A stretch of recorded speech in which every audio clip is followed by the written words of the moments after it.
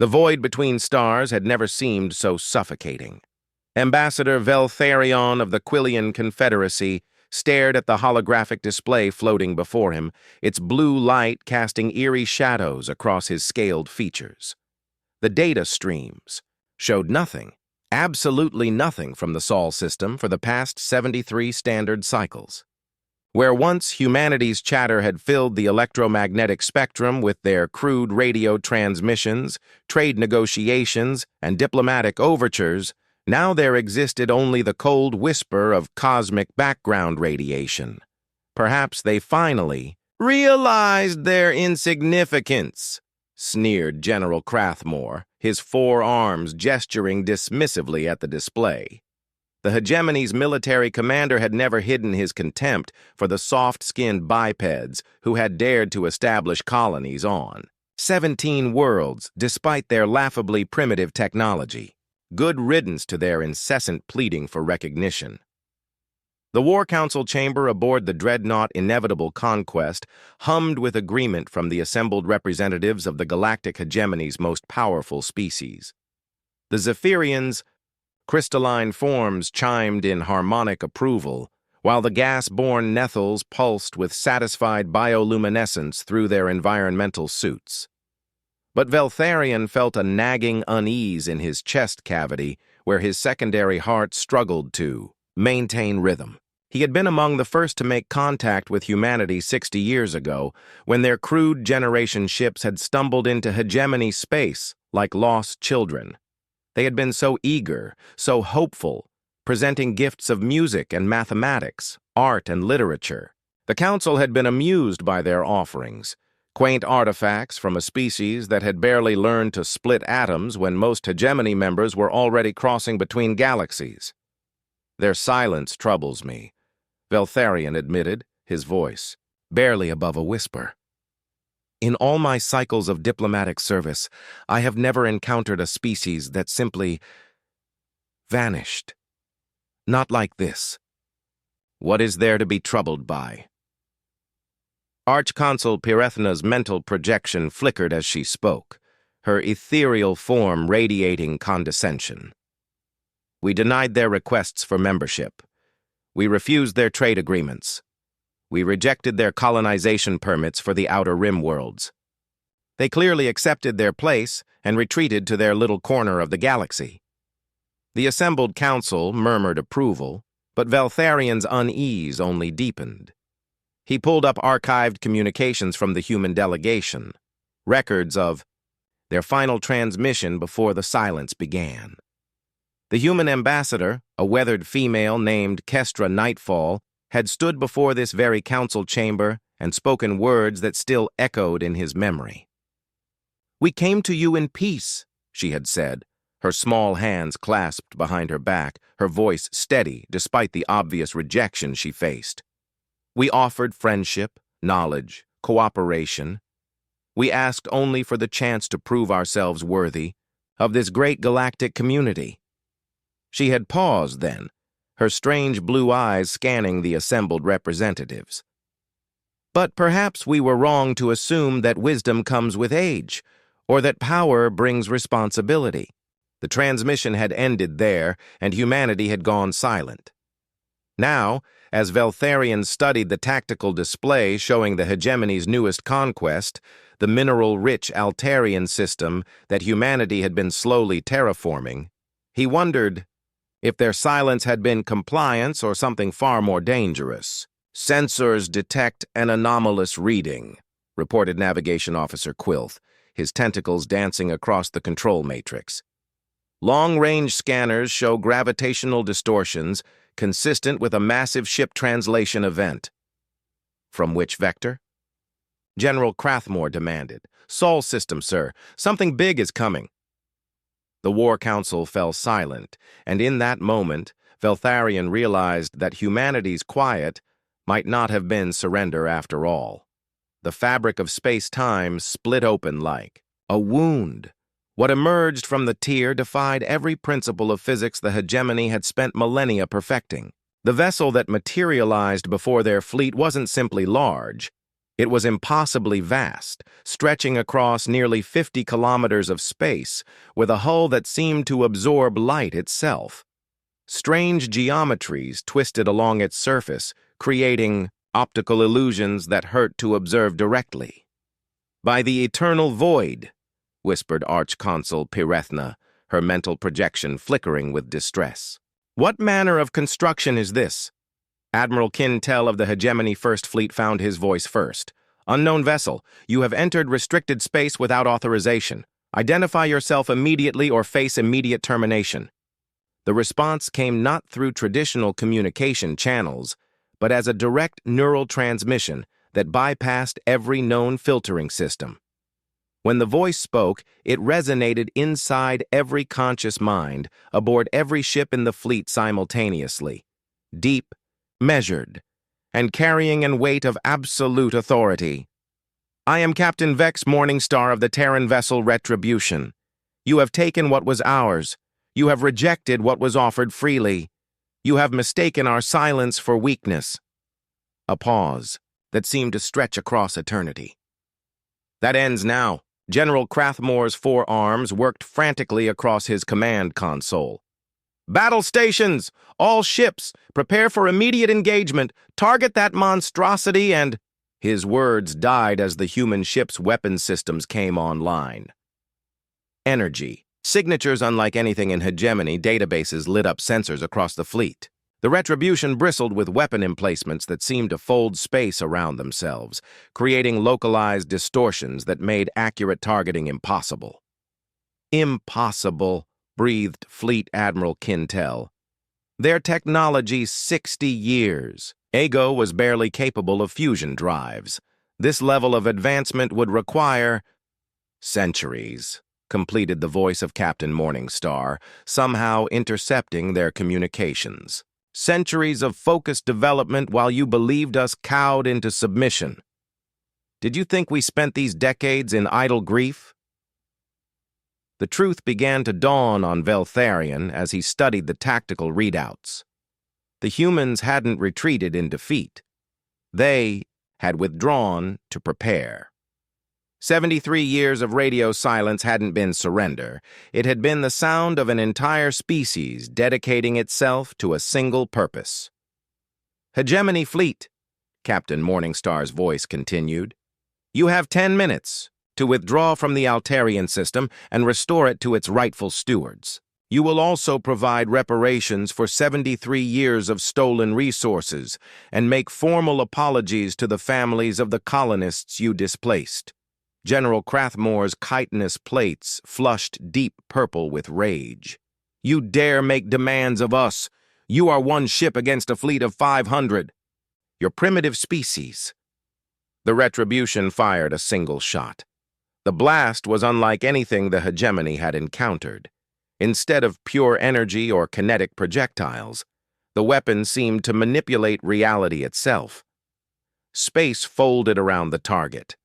The Hegemony dreadnought eternal dominance, and when it unfolded, the massive warship simply wasn't there anymore. No explosion, no debris field, no energy signature. It had been edited out of existence. Silence fell across the fleet communication channels. "That was a demonstration," Captain Morningstar announced. "We have no desire for unnecessary slaughter, but we will not be ignored again. Compliance with our terms will result in peaceful withdrawal. Resistance will result in consequences you are not prepared to face." Veltharion felt his secondary heart finally synchronize with his primary as understanding flooded through him. The humans hadn't just advanced their technology, they had transcended it.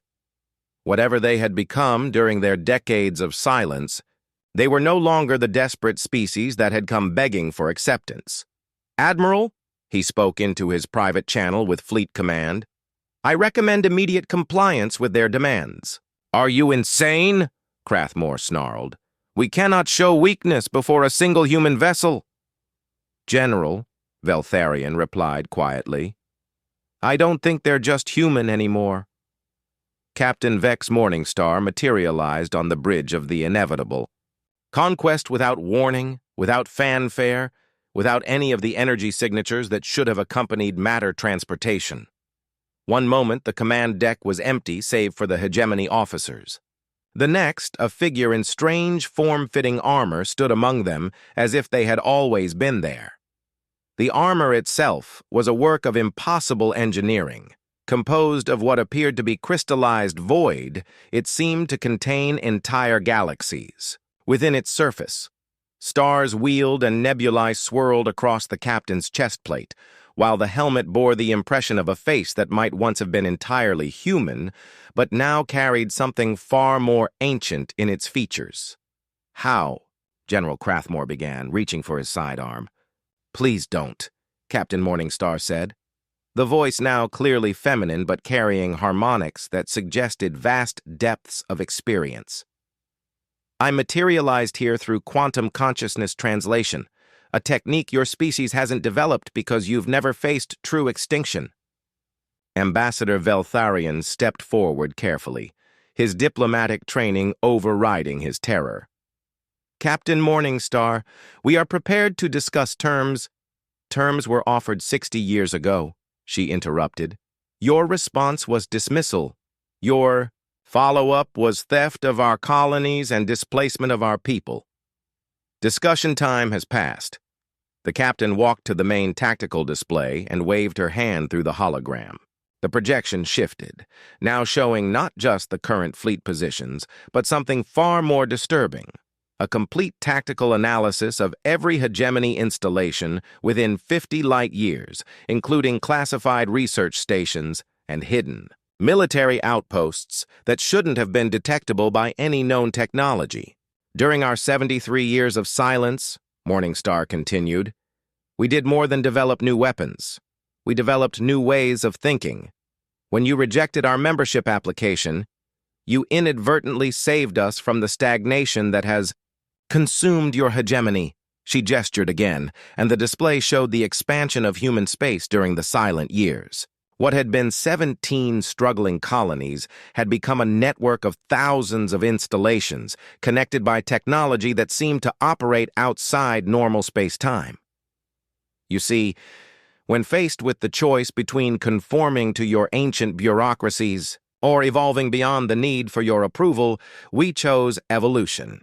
We spent decades not just advancing our technology, but fundamentally reimagining what it means to be human."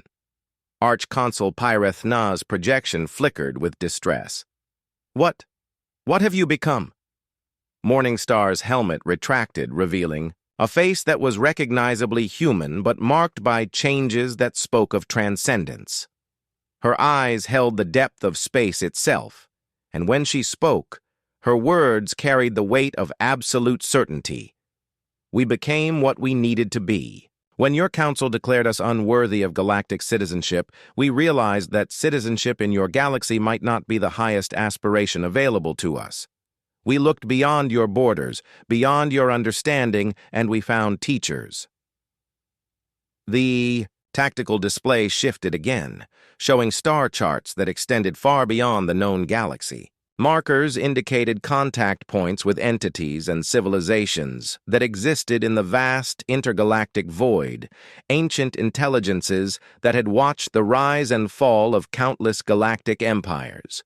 "The architects of the deep void," Morningstar explained. "The consciousness shepherds of the Magellan Bridge. The eternal librarians who catalog the death songs of galaxies. They had been waiting for a species young enough to learn, but desperate enough to transcend traditional limitations." General Crathmore's chitinous plates had gone pale. "You're saying you made contact with the old powers?" "We became their students.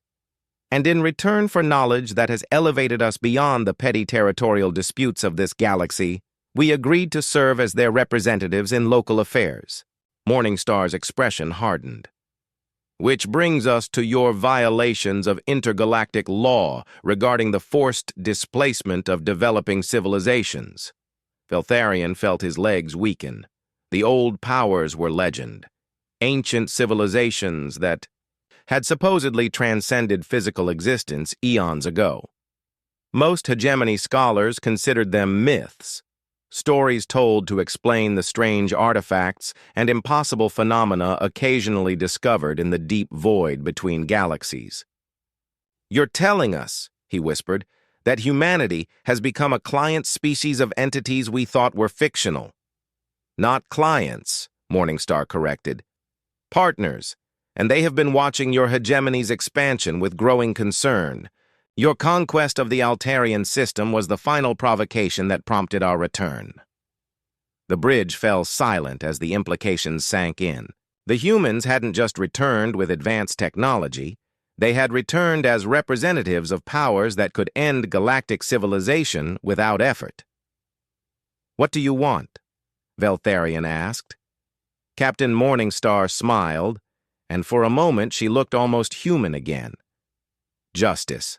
The trial began in a space that shouldn't have existed.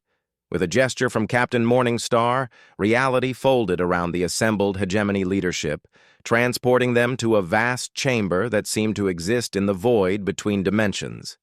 The walls, if they could be called walls, showed the swirling patterns of galactic formation and dissolution, while the floor beneath their feet felt solid, despite appearing to be composed of crystallized time itself. "Welcome to the Court of Deep Judgment," Morningstar announced, her voice echoing from impossible directions. "This tribunal was established by the old powers to adjudicate disputes that threatened the fundamental order of galactic civilizations." Seated. Around the chamber in arrangements that hurt to perceive directly were the judges, beings of such alien magnificence that looking at them directly caused synaptic overload in most species. The hegemony representatives found themselves able to comprehend only fragments, an entity composed entirely of quantum probability clouds, another that appeared to be a living equation describing the relationship between consciousness and existence, and a third that seemed to be the crystallized echo of a black hole's death song. "This is impossible," Admiral Quintel whispered. "Interdimensional courts are theoretical constructs at best." "Your understanding of possibility," interrupted a voice that came from everywhere and nowhere, "has proven consistently inadequate. You stand accused of 17 counts of forced species displacement, 42 violations of territorial sovereignty, and 1 count of willful ignorance of galactic law as established by the consciousness accords of the Second Intergalactic Council." General Crathmore's 4 arms trembled as he attempted to stand. "We recognize no authority beyond the Hegemony Council. Our sovereignty—" "Your sovereignty," the probability cloud judge pulsed, "extends only as far as your understanding. You have repeatedly violated the fundamental principle that developing civilizations must be allowed to mature without interference. The human colonies you displaced contained 17 different breakthrough technologies that would have benefited galactic civilization immensely." Captain Morningstar stepped forward, now serving as prosecutor in humanity's case. "The evidence is extensive," she said, and the space around them filled with holographic displays showing decades of hegemony, expansion, systematic displacement of developing species, seizure of terraforming projects, denial of basic rights to civilizations deemed insufficiently advanced. The displays shifted to show the human colonies as they had been, thriving communities, developing innovative solutions to the challenges of life in space, agricultural techniques that could feed billions on otherwise barren worlds, medical advances that could extend lifespans across dozens of species, artistic and cultural developments that expanded the very definition of beauty and meaning. All of this was destroyed or confiscated, Morningstar continued, based solely on the assumption that these civilizations were too primitive to deserve protection. Veltharion watched in growing horror as the evidence mounted. He had known the hegemony's expansion had been aggressive, but seeing it from this perspective, as a pattern of systematic cultural destruction, filled him with shame he hadn't known he was capable of feeling. "In our defense," Archconsul Perethna attempted, her mental projection flickering with distress, "we operated under established precedent. The strong guiding the weak has been the foundation of galactic order for millennia. Precedent established by whom? The living equation judge pulsed with mathematical certainty. Your records show no contact with any authority higher than your own council. You created laws that served your expansion and declared them universal truth. The black hole echo judge resonated with the deep harmonics of cosmic death. The old powers have observed 17 galactic civilizations rise and fall. In each case, the pattern was identical. Early promise followed by stagnation, expansion through conquest rather than cooperation, and eventual collapse when the civilization could no longer adapt to challenges beyond their limited understanding. Captain? Morningstar nodded. Which is why humanity's situation presented such an opportunity. When you rejected our membership, you inadvertently freed us from the constraints of your stagnant system. Our 73 years of development represent more genuine progress than your hegemony has achieved in the past 1,000 years. What is your verdict? Veltharion asked, surprised by his own voice. The judges conferred in a manner that transcended normal communication, patterns of meaning that existed in dimensions the assembled hegemony representatives couldn't fully perceive. When they reached consensus, the probability cloud spoke for all of them.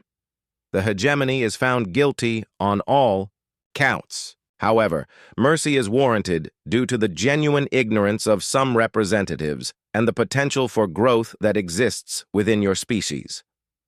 The entity paused, its quantum fluctuations creating aurora-like patterns in the void.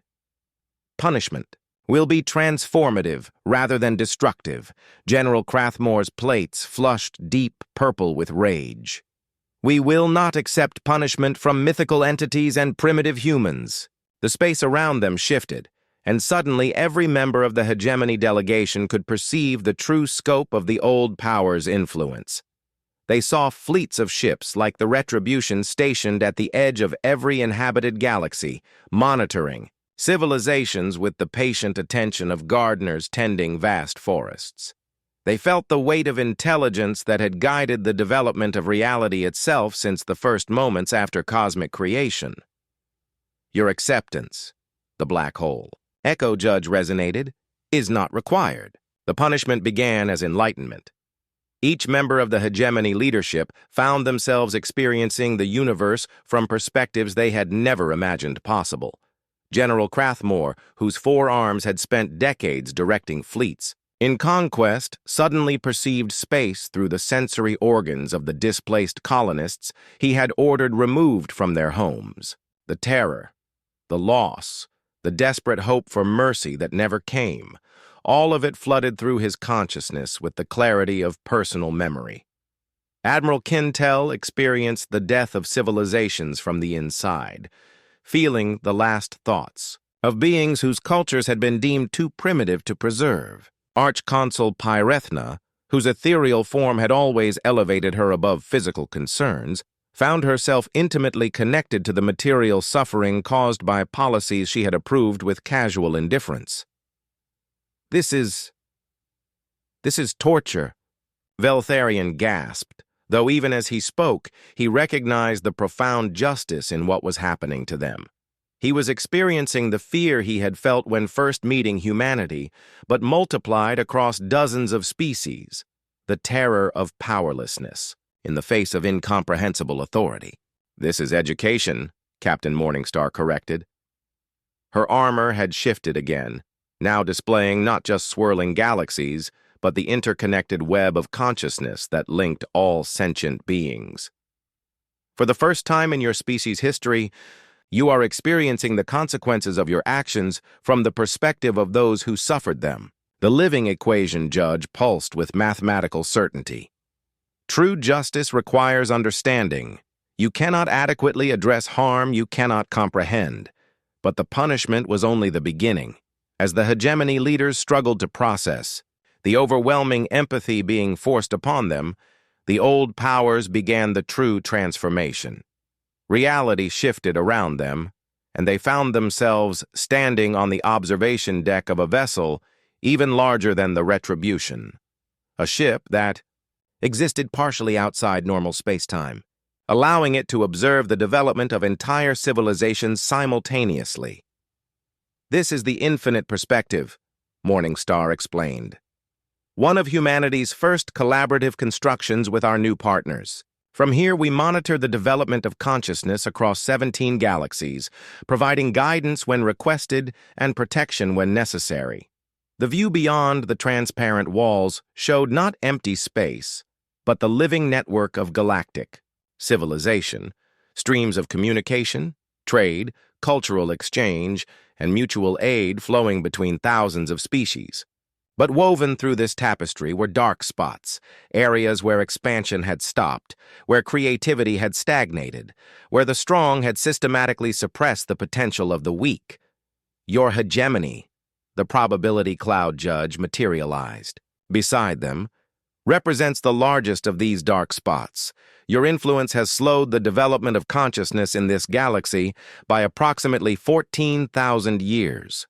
General Crathmore, still reeling from experiencing the memories of his victims, found his voice. 14,000. How can you possibly calculate such a thing? Mathematics of consciousness, the living equation responded.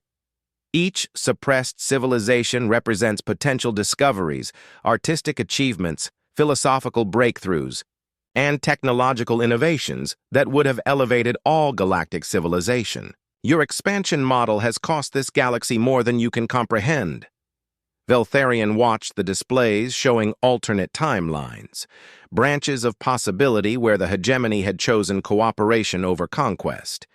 In these alternatives, the galaxy blazed with innovation, with species working together to solve challenges that no single civilization could face alone. Art forms that transcended physical limitation, scientific discoveries that opened doorways to other dimensions, philosophical insights that fundamentally expanded the definition of existence itself. But these are just possibilities, he whispered. Possibilities that can still be realized, Captain Morningstar said. That's the true nature of your punishment and your opportunity. You will not be destroyed or exiled. Instead, you will be transformed into the civilization you could have been. The space around them shifted again, and they found themselves back aboard the inevitable conquest. But everything had changed. The bridge systems now incorporated technology beyond their understanding, interfaces that responded to thought, displays that showed not just tactical information, but the emotional and cultural states of all beings within sensor range, communication, systems that could translate not just language, but fundamental concepts between radically different forms of consciousness. Your ships, Morningstar explained, are now equipped with consciousness enhancement systems developed by the old powers. Your crews will gradually develop the ability to perceive the universe from perspectives beyond their own species. Your weapons have been replaced with tools for cultural and technological assistance. Admiral Kintel stared at his tactical displays, which now showed potential rather than targets. You're turning us into what? Cosmic social workers? You're being given the chance to become what the galaxy needs, the black hole echo judge resonated. Gardeners of consciousness rather than harvesters of resources. Guides for developing civilizations rather than obstacles to their growth. Arch-Consul Pyrethna's projection flickered with something that might have been hope. And if we refuse this transformation? The old powers conferred again in their dimension-transcending manner, and when they spoke, their words carried the weight of absolute inevitability. Refusal is not possible. The transformation has already begun. Your choice is whether to embrace it willingly or resist it until the process is complete. Willing cooperation will make the transition easier for your people. Resistance will only prolong the discomfort. As if to demonstrate, they could all feel changes beginning within their own consciousness. Perspectives broadening, empathy deepening, understanding expanding beyond the limitations of their individual species. The transformation was not just technological, but fundamental, rewiring the very basis of how they perceived reality. General Crathmore's chitinous plates had gone completely pale. How long will this take? For individuals, approximately 7 standard years, Captain Morningstar replied. For your civilization as a whole, perhaps 50 years. But the galaxy will begin to benefit immediately, as your expansion stops and your resources are redirected toward reparative assistance. Veltharion felt something he had never experienced before, anticipation mixed with profound responsibility. What about humanity? What role do you play in this new order? Morningstar's helmet retracted again, revealing features that had continued to evolve during their conversation. Her eyes now held depths that seemed to contain entire universes, and when she smiled, it carried the warmth of stellar formation. We become what we were always meant to be, not the subjects seeking approval from a greater power, but partners in the ongoing work of nurturing consciousness wherever it arises. She gestured toward the displays showing the interconnected web of galactic civilization. We become gardeners alongside you, helping to tend a garden vast enough to encompass every possible form of beauty and meaning. The transformation accelerated, and the hegemony leadership found themselves changing in ways they couldn't have imagined. But for the first time in millennia, change felt like growth rather than conquest. 6 months after the judgment, Ambassador Veltharion stood on the bridge of what had once been called the inevitable conquest and marveled at how different everything looked through eyes that could perceive 12 dimensions of consciousness simultaneously. The vessel, now rechristened the Harmonious Endeavor, served as a mobile embassy and cultural development center. Where once it had carried weapons designed to break planetary defenses, it now housed facilities for artistic collaboration, scientific research, and philosophical discourse between species that had never before been able to communicate meaningfully. Incoming. Transmission from the Altarian colonies, reported Navigation Officer Quilth, his tentacles now interfacing with systems that translated pure emotion and conceptual understanding rather than just words. They're ready to present their terraforming innovations to the galactic community. Veltharion felt a surge of pride that was immediately shared across the ship's consciousness network. The Altarian colonies, those same human settlements the hegemony had displaced, had not only been restored, but had flourished beyond anything they had achieved in isolation. Working in partnership with their former oppressors, they had developed techniques for transforming barren worlds into gardens that could support dozens of different atmospheric requirements simultaneously. "Open the channel," he requested, and the main display filled with the image of Colony Administrator Kestra Nightfall, the same human who had delivered that final prophetic message to the Hegemony Council 73 years ago. She looked exactly as she had during that last transmission, but her eyes now held the same deep understanding that marked all beings who had undergone consciousness expansion. The old powers, it seemed, had gifts beyond just wisdom.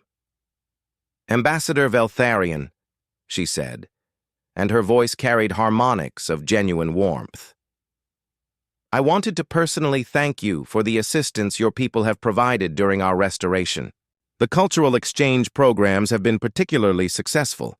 Our children are learning to perceive beauty in ways we never imagined possible." Behind her, the display showed scenes of unprecedented cooperation. Young humans worked alongside Quillian scholars to develop new forms of mathematics that could describe the emotional resonance of color.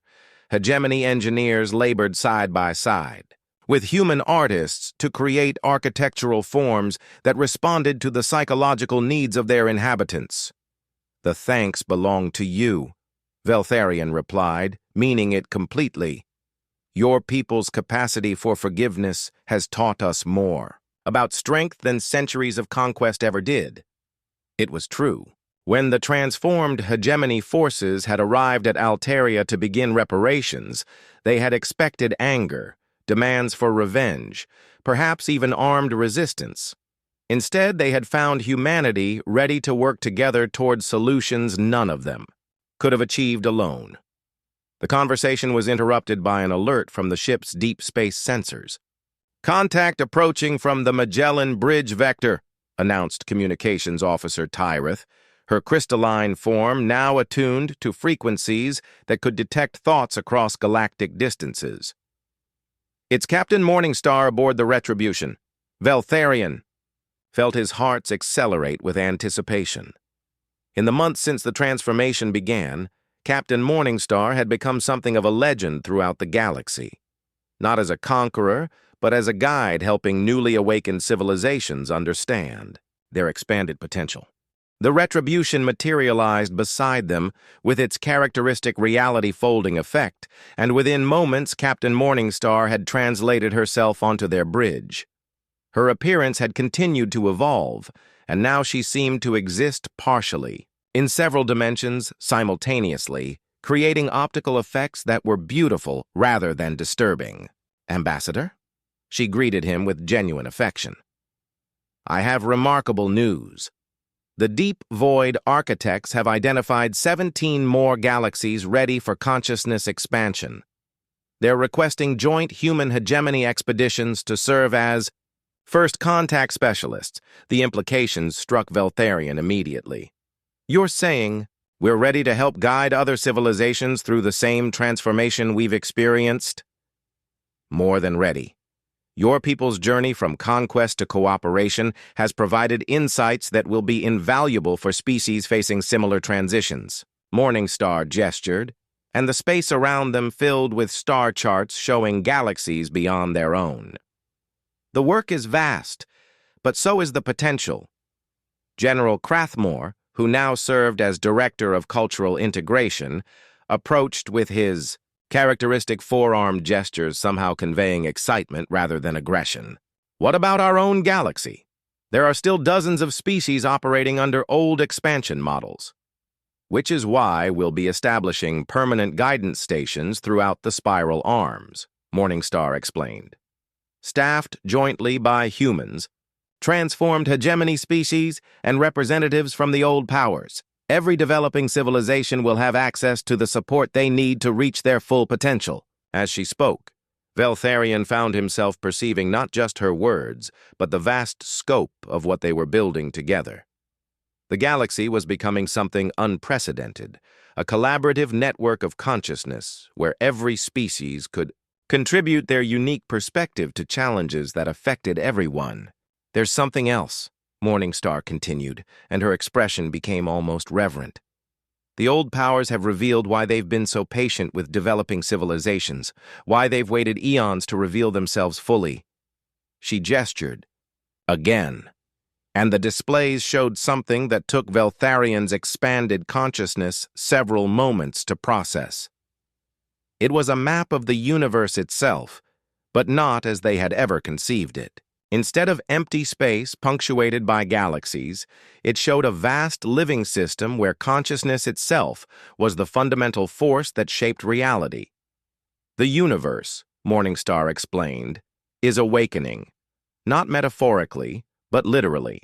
Consciousness is the universe's method of understanding itself, and every civilization that reaches true wisdom becomes part of that cosmic self-awareness."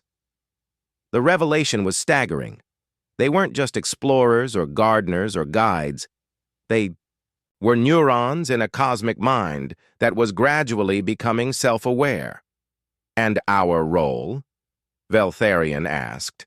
"To help that awakening proceed as gently and completely as possible, to ensure that when the universe achieves full consciousness, it will be wise, compassionate, and infinitely creative." Morningstar smiled, and her expression held the joy of someone who had glimpsed the ultimate purpose behind existence itself. As the implications settled into his expanded awareness, Veltharion realized that humanity's rejection by the hegemony council had been the most fortunate catastrophe in galactic history. In seeking to exclude them from a small, stagnant empire, the hegemony had inadvertently helped them discover their true destiny as partners in the greatest collaboration imaginable. The universe was waking up, and they were going to help. 1 year after the transformation began, the galaxy had become unrecognizable. Captain Vex Morningstar stood in the Observatory of Infinite Perspective, a structure that existed simultaneously in 17 dimensions and served as the coordination center for consciousness expansion across 3 galactic clusters. Through the transparent walls, she could see the living web of civilization that now connected thousands of species in partnerships that transcended anything previously imagined. What had once been trade routes now carried streams of pure understanding, mathematical, concepts that could only be expressed through collaborative consciousness, artistic forms that required multiple species working in harmony to perceive their full beauty, scientific discoveries that emerged from the intersection of radically different ways of processing reality. "Status report," she requested, and the space around her filled with data that would have been incomprehensible to her original human consciousness. Population happiness indices that measured not just material well-being, but existential fulfillment. Innovation metrics that tracked the rate at which new forms of beauty were being discovered. Consciousness expansion percentages showing how many beings had achieved the ability to perceive reality from perspectives beyond their birth species. All the numbers were climbing exponentially. "The hegemony transformation is proceeding ahead of schedule," reported her aide, Zephyr Starweaver, a being whose consciousness had been born from the collaborative effort of 7 different species, and who now served as a bridge between forms of awareness that had never been able to communicate before. "Veltharian's diplomatic corps has successfully initiated consciousness expansion in 47 previously stagnant civilizations."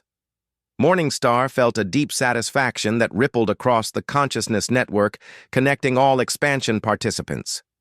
Veltharian had become one of the most effective guides in the galaxy, his natural diplomatic skills enhanced by the ability to truly understand the perspectives of every species he encountered. "And the resistance movements?" she asked. "Collapsing daily. It's difficult to maintain aggressive expansion policies when your own people can perceive the suffering those policies cause." Zephyr's form shifted through patterns of light that conveyed complex emotional states. The last holdout civilization, the Dominion of Eternal Order, requested assistance this morning. Their leadership realized they were becoming isolated in a galaxy that no longer recognized conquest as legitimate. Through the observatory's enhanced perception systems, Morningstar could observe the transformation happening in real time across the galaxy. On thousands of worlds, beings who had spent their entire lives focused on the narrow concerns of their own species were suddenly able to perceive the universe through radically expanded awareness. The art they created, the problems they solved, the relationships they formed, all of it was evolving at a pace that accelerated daily. But the most remarkable changes were happening on worlds where multiple species now lived and worked together. Communities that had been impossible under the old systems of territorial expansion were flourishing as beings discovered that cooperation could create results far more sophisticated than anything achievable through competition. "Incoming transmission. From the Deep Void Architects," Zephyr announced. "Priority cosmic significance." The observatory filled with presence that existed beyond normal perception. Entities so vast and ancient that communication with them required consciousness expansion just to survive the contact. When they spoke, their words carried the weight of cosmic epics. The awakening proceeds beyond our most optimistic projections. They communicated through patterns of meaning that bypassed language entirely. This galaxy has achieved consciousness. Integration at a rate unprecedented in universal history. You have earned the right to know the full scope of what you are helping to accomplish. The space around Morningstar shifted, and she found herself perceiving the universe from a perspective that encompassed not just galaxies, but the relationships between universes themselves. Reality revealed itself as an infinite garden of consciousness, where each universe represented a different experiment in awareness, creativity, and understanding. "What you call the awakening," the architects continued, "is the process by which localized consciousness clusters, galaxies like yours, achieve sufficient integration to participate in trans-universal collaboration. Your galaxy is becoming ready to help tend the infinite garden. The revelation was staggering. The work they had been doing, transforming conquest-based civilizations into cooperation-based ones, expanding consciousness beyond species limitations, creating networks of mutual understanding, all of it had been preparation for something incomparably larger. "How many universes are part of this garden?" Morningstar asked. "Infinite. And each one contributes unique forms of beauty, understanding, and creative possibility to the whole. Your universe's contribution will be the harmony between technological advancement and emotional wisdom that your species discovered during your period of silence." Morningstar understood. Humanity's 73 years of withdrawal had been more than just preparation for returning to confront the hegemony. It had been the development of a fundamentally new approach to civilization, one that balanced power with compassion, innovation with wisdom, individual achievement with collective flourishing. "The next phase begins now," the architects announced.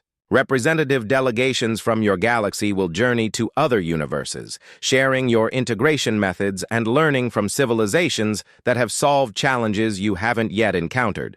In return, those universes will send delegations here." As the cosmic scope of their destiny became clear, Morningstar felt a profound sense of completion.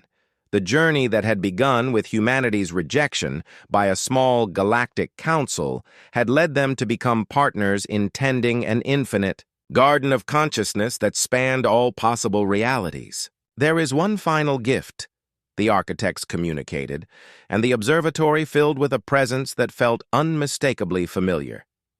Ambassador Veltharion materialized beside her, but his form had been enhanced beyond anything she had seen before. He existed now as a bridge between the old galaxy and the new, carrying within his consciousness the memories of conquest and the wisdom of cooperation.